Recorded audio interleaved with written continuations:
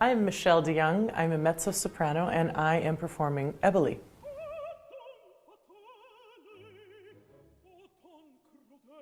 I performed Eboli one time before in Cincinnati.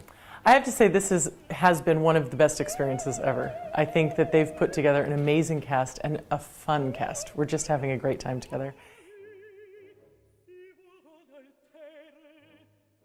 She definitely does things that at her own best interest, and until the end, when I think she has sort of a moment where she realizes what she's done and how bad it is.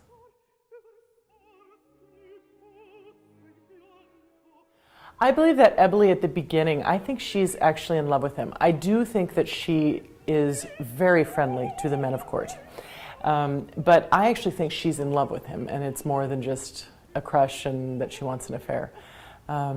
And when she suspects that he's in love with her as well, I think, that's pretty much the end all for her. She's very excited about that. For her, it makes complete sense. And because she knows that he is interested in someone, she assumes it's her.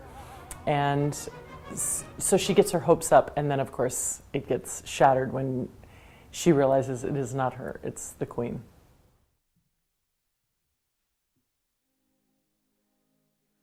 I would say my favorite musical moment in the opera is the duet between Rodrigo and Carlo. I think it's so lovely. My favorite thing to sing in the opera is the aria towards the end, O Don Fatale.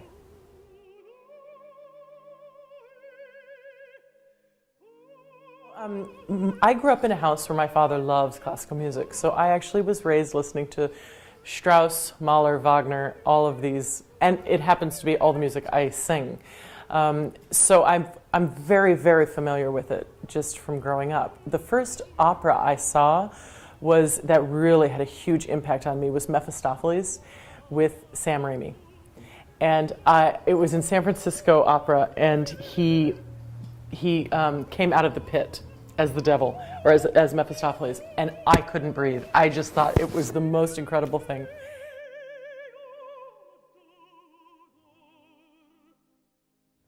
I went to a private college for my first college in Grand Rapids, Michigan, and I was in the choir, and my choir director had me sing a solo, and he said, I think you should consider a career.